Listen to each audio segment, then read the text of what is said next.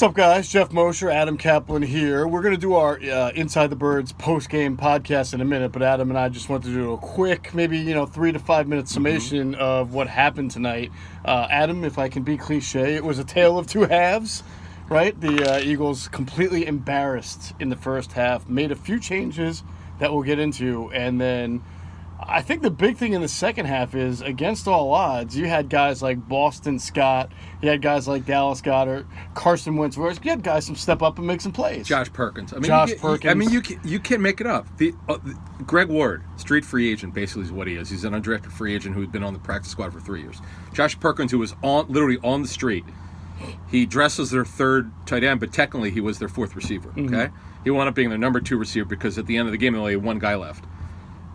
There's no way in hell, excuse my language, that the Eagles should have won this game.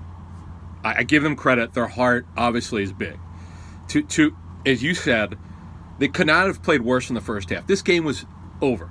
Okay, and it's funny. I was working for FoxSports.com in 2010 for the Miracle in the Meadowlands 2. I had written my goddamn story, as you know how it works. We finished our story, our gamer, at the end of the third quarter. I'm like, this is great. I'm going to be out of here. Oops. So, this game, I was like, again, I don't root for teams. I really don't care what happens. I'm like, please don't be overtime. Please don't be overtime. There you go. You didn't love that free football between two teams that could barely put their one foot in front of another? And, folks, you have no idea how empty this place was. Yeah. To start the fourth quarter, this place was half full. My friends who didn't come to the game were so happy because it was raining. It was a steady rain, but never torrential. It was misty. It was just, I cannot believe that people who brave the elements. Kudos to those people. You're true Eagle fans, and you deserve it. You know what? You deserve it. If you hung in there. This reminds me of some of those Phillies games in the early 90s that were like 15 to 16 innings, and people would stay till 1 a.m. Like 5,000 people would stay. And you're like, why are you still here? But it's free baseball. Sure. Hey, look, bottom line is they found a way to win. It's an absolute Festivus miracle. We're going to talk about a lot of things on the podcast. One, I noticed a defensive adjustment that we'll talk about that really helped the Eagles get back in the game. 2, I think there are some things that on the last drive, some play calling, Doug Peterson did an excellent job that helped the Eagles overcome what you said, which is only having one healthy wide receiver. Before we get out of this, let me just ask you, it's not necessarily about right now in this game. It's also still about the big picture and the controlling the own destiny. Lane Johnson's out.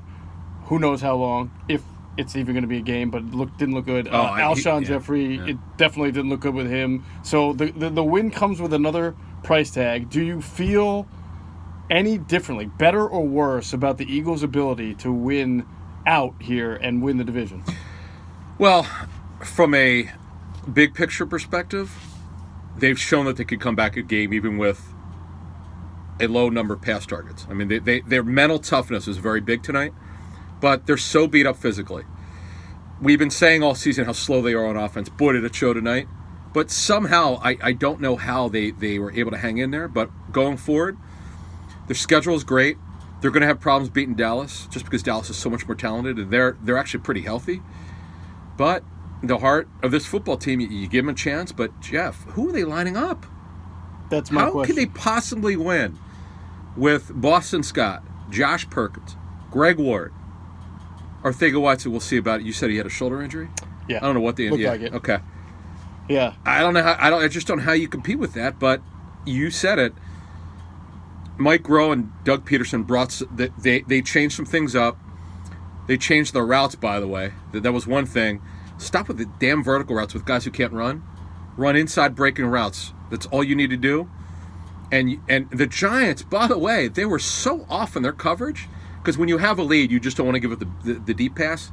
So what they did is they took advantage of it, and it worked. Yeah, and so as we're saying, unfortunately, the euphoria from winning a game like this might be dampened or tempered a little bit with the losses of more really important players that you were going to need down the stretch. We'll talk about that on the podcast also. So make sure you catch the Inside the Birds podcast, subscribe to our YouTube channel that you're watching this on, and look out for, let's see. Because it's a Monday night game, we'll have our game review podcast. We'll do that tonight here Monday night, and it'll be up Tuesday morning. And then we'll probably get the midweek All-22 review up by Wednesday morning.